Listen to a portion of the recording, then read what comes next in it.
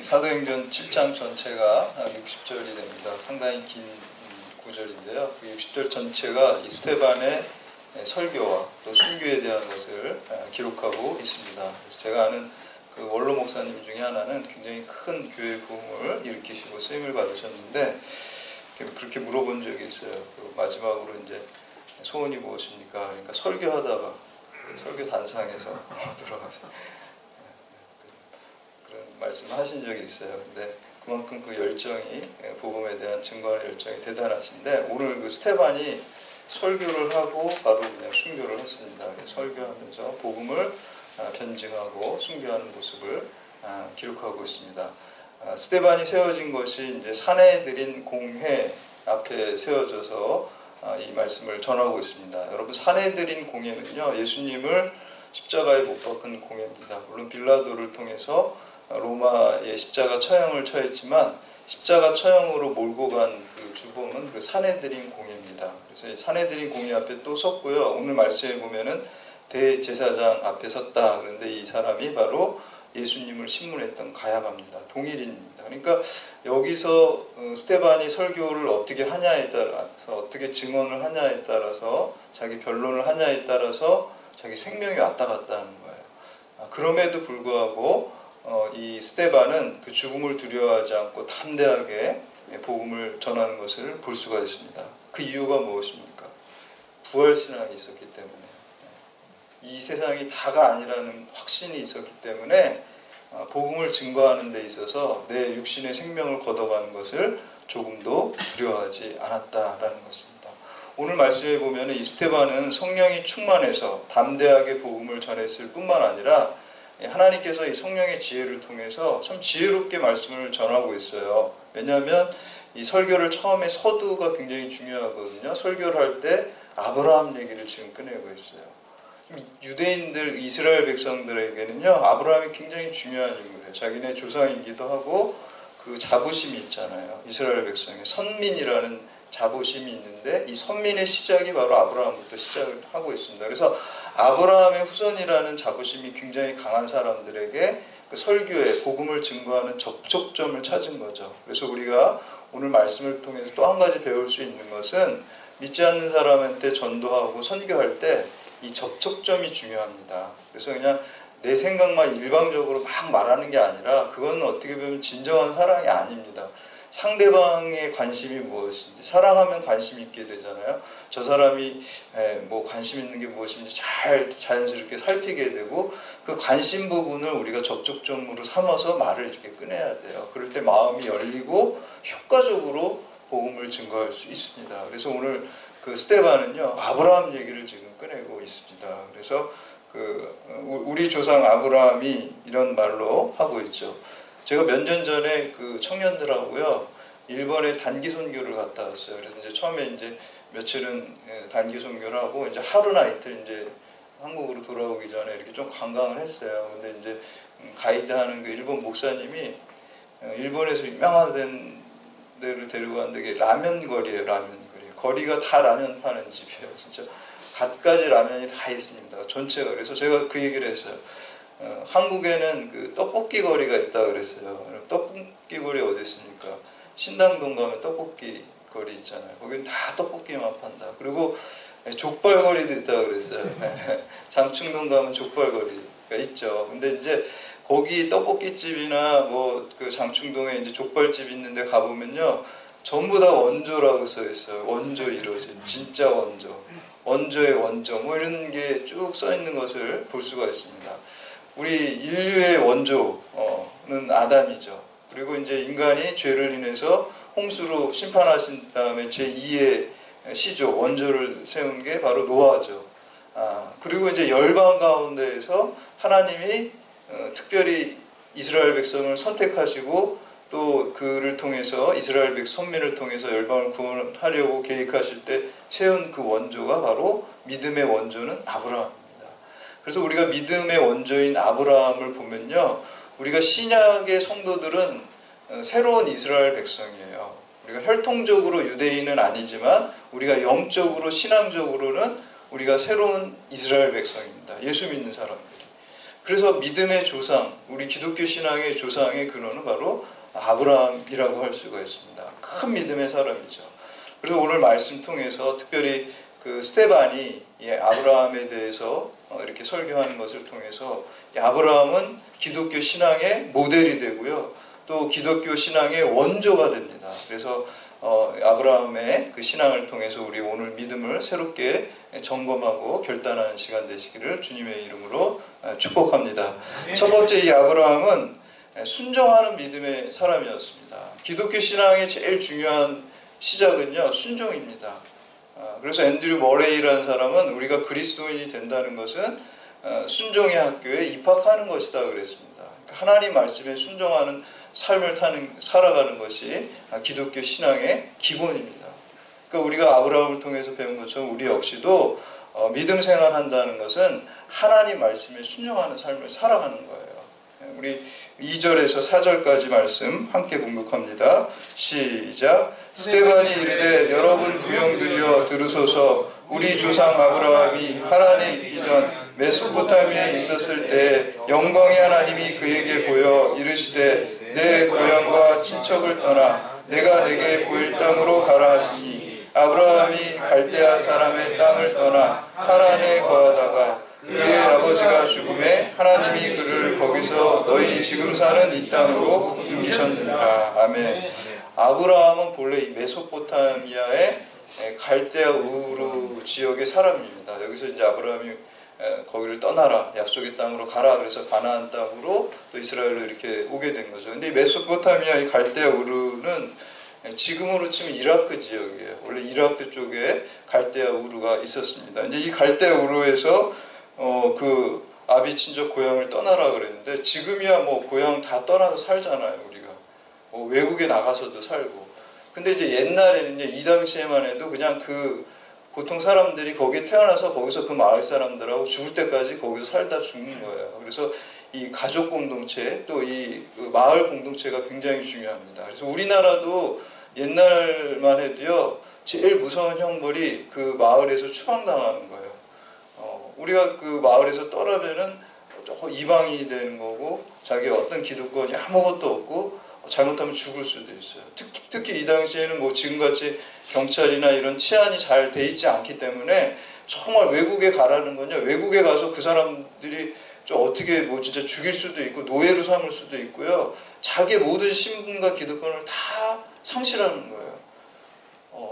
그 영국의 고고학자 중에 그 레널드 울리라는 사람이 1920년에 이 메소포타미아 지역의 갈대아 우르, 그 아브라함이 살았던 당시에 그 유물들을 추적해 보니까요, 거기가 그냥 이렇게 허접한 그 농촌이 아니었어요. 거기서 발견된 그 당시에 그 아브라함 당시의 유물들을 보니까 뭐 금 투구도 있었고 금으로 만든 칼도 있었고 뭐 굉장히 화려하고, 어떤 부잣집 같은 경우 한 집인데요, 방이 14개가 있었고 2층 집에 살았어요.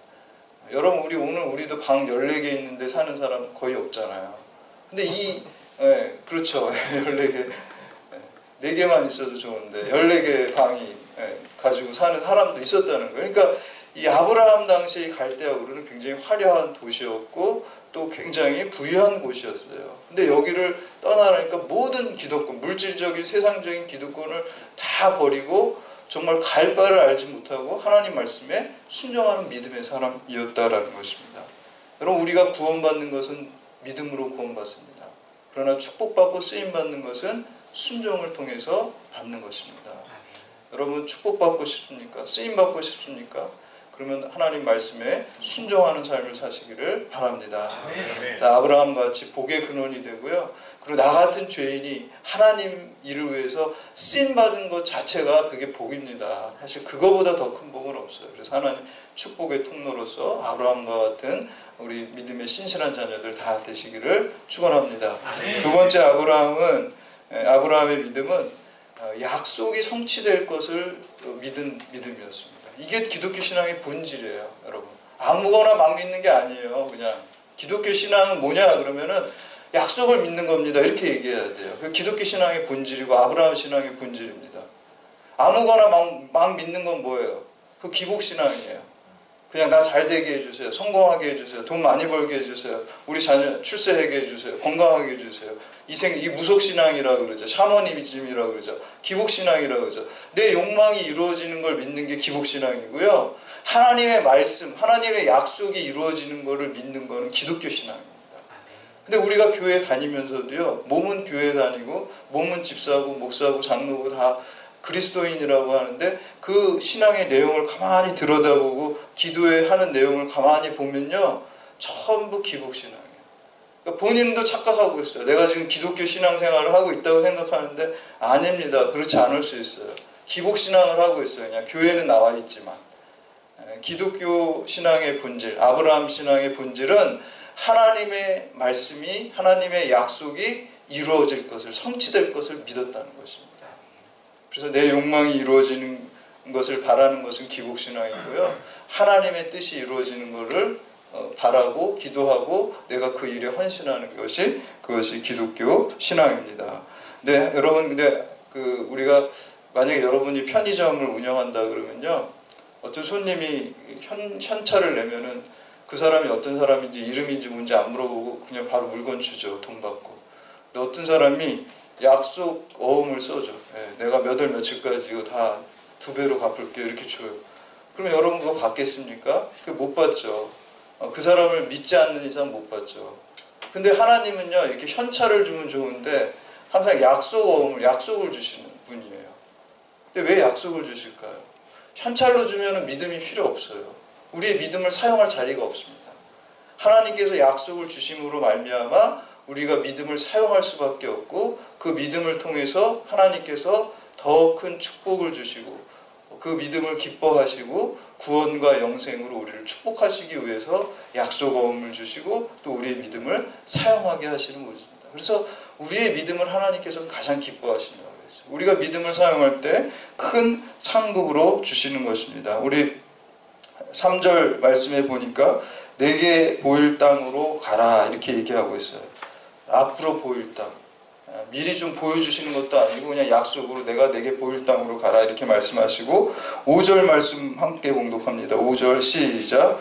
그러나 여기서 발붙일 만한 땅도 유업으로 주지 아니하시고 다만 이 땅을 아직 자식도 없는 그와 그의 후손에게 소유로 주신다고 약속하셨느니라. 여러분, 하나님께서 아브라함에게 약속하신 것은 크게 2가지예요. 땅에 대한 약속, 그리고 자손에 대한 약속을 했어요. 근데 사실 아무것도 없었잖아요. 아브라함에게. 땅도 없었고요. 또 자손도 없었고, 지금 인간적인 상식으로 생각할 때 자기 나이도 있고 자기 아내의 나이도 있고 자식을 낳을 수가 없는데 약속을 이렇게 하죠. 하늘의 별과 같이 땅의 모래알 같이 정말 인간적인 상식으로 말도 안 되는 약속을 주시죠. 그러나 그 아브라함은 그 약속을 믿고 그 약속이 성취된 것을 믿었다는 것입니다. 물론 이제 중간중간 여러분, 아브라함도 창세기를 꼼꼼하게 보면 우리가 믿음의 조상이라고 이렇게 결론은 그렇게 얘기를 하고 있지만 안 믿을 때 많았어요. 실족할 때 많았어요. 왜냐하면은 그 가나안 땅에 가니까 기근이 오니까 어디로 가요? 그 가나안 땅에 있어야 되는데 애굽으로 막 음식 얻으러 가잖아요. 그러니까 요즘 말로 환산하면요, 취업도 이제 안 되고 먹고 살 게 없고 실업자 되니까 생계가 막막해지니까 말씀 순종 안 하는 거예요. 그냥 애국으로 가는 거예요.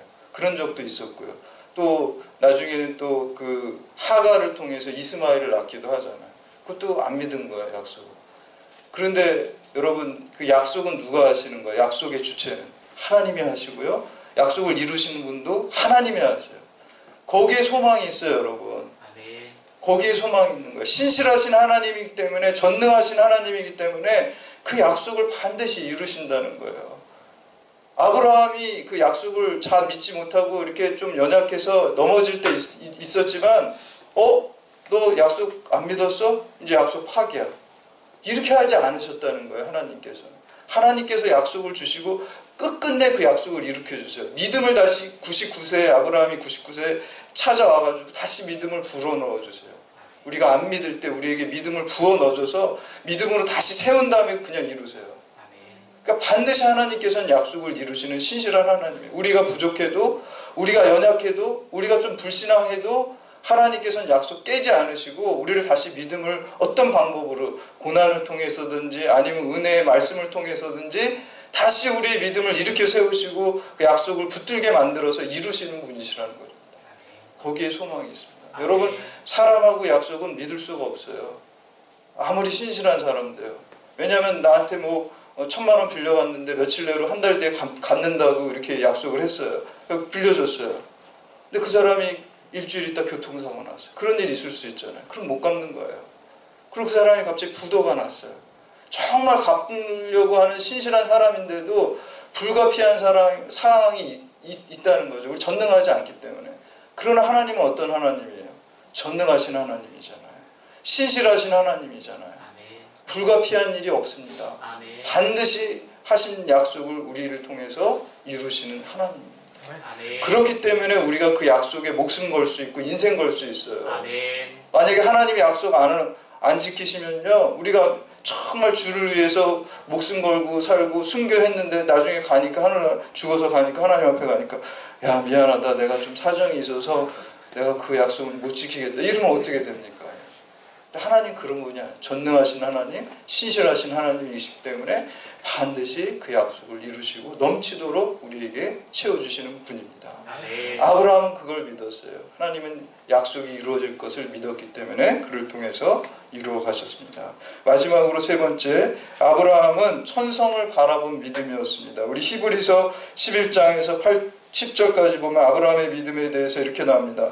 믿음으로 아브라함은 부르심을 받았을 때 순종하여 장래의 유업으로 받을 땅에 나아갈 때 갈 바를 알지 못하고 나아갔으며 믿음으로 그가 이방의 땅에 있는 것 같이 약속의 땅에 거류하는 동일한 약속을 유업으로 함께 받은 이삭 및 야곱과 더불어 장막에 거하였으니 이는 그가 하나님이 계획하시고 지으실 터가 있는 성을 바랐음이라. 아멘. 아브라함이 하나님의 그 부르심을 받아서 약속의 땅 가나안으로 갈 때요, 그가 장막에 거했다. 장막은 지금으로 말하면 텐트 친 거예요. 아브라함이 족장이었기 때문에 재산이 많았음에도 불구하고 집을 짓지 않았어요. 텐트에 살았어요. 평생 살았다는 것은 임시 거처입니다. 그러니까 아브라함은 뭘 바라봤습니까? 가나안 땅, 약속의 땅을 바라보았을 뿐만 아니라 가나안으로 상징되는 영원한 하늘의 도성, 천성을 바라보는 믿음을 가지고 있었다는 거예요. 이 세상에 대해서 나그네 의식을 가졌고요, 외국인 의식을 갖고 살았어요. 이 세상이. 그리스도인의 신앙이라는 것은 바로 천성을 바라보는 믿음으로 살아가는 것입니다. 여기가 다가 아니라요, 하늘에 우리 하나님께서 영원한 집, 본향에 우리를 위해서 예비하신 그 집을 바라보고 우리가 살아가는 것입니다. 여러분, 나그네는 다리에 집을 짓지 않는다는 말이 있어요. 우리가 다리는 건너가는 건데 거기다 뭐 세팅하고 집 짓고 뭐 이렇게 다 꾸미지 않잖아요. 그냥 대충 거리에서 넘어가면 되는 거잖아요. 우리가 이 세상 살아가는 것도 본향을 향해 갈 때 우리가 나그네 의식을 가지고 또 외국인 의식을 가지고 천성을 바라보면서 하나님이 기뻐하시는 그 천성을 바라보면서 우리에게 예비하신 본향을 보고 살아가는 우리들이 되어야 되는 것입니다. 우리가 여기에 천년 만년 영원히 살 것 같이 여기서 바둥 사는 것이 아니라 하나님 말씀을 실현하고 하나님 복음을 전하고 하나님 사랑을 실천하고 하나님 공의를 실천하는 삶을 통해서 우리가 천성으로 가고 천국에서 상급받는 것을 바라보는 믿음이 바로 아브라함의 믿음이었습니다. 천성을 바라보는 믿음을 다른 말로 하면 부활신앙입니다. 아브라함에게는 부활신앙이 있었습니다. 그래서 이삭을 모리아산에 바치라고 그럴 때 뭐라 그래요? 바치잖아요. 근데 바친 거나 다름없어요. 마음으로 벌써 찔렀어요. 아들을 바쳤어요. 왜 그랬습니까?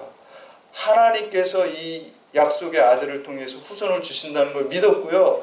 그리고 이 아들을 내가 죽여서 바쳐도 도로 살릴 거라는 그 부활신앙이 있었기 때문에 이삭을 죽이려고 했다는 것입니다.